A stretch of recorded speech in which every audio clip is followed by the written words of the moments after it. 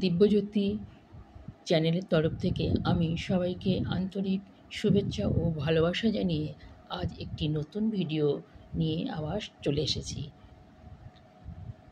আজ আমি বলবো গৃহশান্তির উপায় এবং বাস্তুদোষ সম্পর্কে। শুরু করা যাক। তবে বন্ধুরা, শুরু করার আগে একটা ছোট্ট নিবেদন আপনাদের কাছে। আমার এই চ্যানেলটিকে যারা সাবস্ক্রাইব করেননি তারা সত্বর এই চ্যানেলটিকে সাবস্ক্রাইব করে এবং বেল আইকনটি টিপে আপনারা আমার পাশে থাকুন। নিত্য নতুন ভিডিও দেখার সুযোগ পাবেন। এবার চলুন শুরু করা যাক। প্রথমেই বলবো যে আমরা গণেশ খুব ভালোবাসি, গণেশ ঠাকুরকে। সমৃদ্ধি লাভের জন্য আমরা গণেশ পুজো করি। এই গণেশকে আমরা সাধারণত রেখে থাকি কোথায়? না, দরজায় ঢোকার মুখে। এটিকে বন্ধুরা আপনাদের চেঞ্জ করতে হবে। কিভাবে চেঞ্জ করবেন?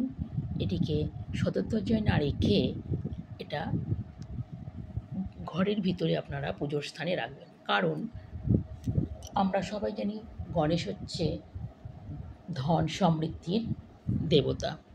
তা এটা বাইরে রেখে কোনো লাভ হবে না। যেখানে আপনি 20 টাকা আর্ন করবেন সেখানে আপনার খরচ বেড়ে আরও ডবল হয়ে যাবে, যেহেতু আপনি গণেশটাকে বাইরে রেখেছেন। তাই গণেশটিকে আপনারা ঘরের ভিতর পুজোর স্থানে রেখেই পুজো করবেন। এবার দ্বিতীয়ত বলবো যে আমাদের শোবার ঘরে যে আয়না থাকে পায়ের সামনে, সেই আয়না বা ড্রেসিং টেবিলকে আপনারা তাড়াতাড়ি সেখান থেকে সরানোর ব্যবস্থা করবেন, বা ওটাকে কাজ হয়ে গেলে পরে ড্রেসিং টেবিল বা আয়নাটিকে ঢাকা দিয়ে দেবেন, কোনো কিছু কাপড় দিয়ে ঢাকা দিয়ে দেবেন। কারণ ওই যে বিছানার মধ্যে শোয়া হয়, বিশেষ করে স্বামী স্ত্রীর যে মানে শোয়ার প্রতিচ্ছবিটি ওই আয়নার মধ্যে ফুটে ওঠে, সেটা খুবই খারাপ। খারাপ বলতে বোঝায় এমন খারাপ যে স্বামী স্ত্রীর মধ্যে পরবর্তীকালে মনোমালিন্য, বা এমনও খারাপ হতে পারে যে ওই বেডে অন্য কোনো তৃতীয় ব্যক্তি শয়ন করতে পারে বা করেছে, পরিষ্কার কথা।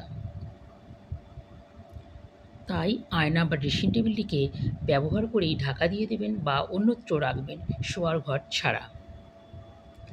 এবার বলবো যে বাড়ির ঈশান অর্থাৎ উত্তর পূর্ব কোণে যদি পায়খানা বা সেপটিক ট্যাঙ্ক থেকে থাকে, জানবেন ওই বাড়িতে যে বসবাসকারী মানুষজন থাকেন তাদের বাইরের রূপটা হাসি খুশি হলেও তাদের ভিতর অন্তর মানসিক অশান্তিতে ভরপুর যন্ত্রণায় ভোগ করবেন তারা। তাই ওটিকে যত তাড়াতাড়ি পারবেন সেটাকে ভেঙে অন্যত্র করার চেষ্টা করবেন। আচ্ছা, এবার বলবো যে বাড়ির অগ্নি অর্থাৎ পূর্ব দক্ষিণ কোণের ব্যাপারে। যদি পূর্ব দক্ষিণ কোণে স্নানঘর থেকে থাকে বা পাতকুয়া থেকে থাকে, তাহলে সেই বাড়ির বসবাসকারী ব্যক্তিরা কারণে অকারণে সর্বদাই অন্যের কাছে মাথা নত করে থাকে। এই প্রতিকার করতে হলে শীঘ্রই কী করবেন, ওই পাতকুয়া বা স্নানঘর বন্ধ করে অন্যত্র ওটা করবেন, এবং না পারলে ওই স্থানে 24 ঘন্টা একটি বাতি বা প্রদীপ জ্বালিয়ে রাখবেন। তাহলে আস্তে আস্তে আপনাদের মাথা উঁচু হবে বা সম্মানিত আপনারা হয়ে উঠবেন।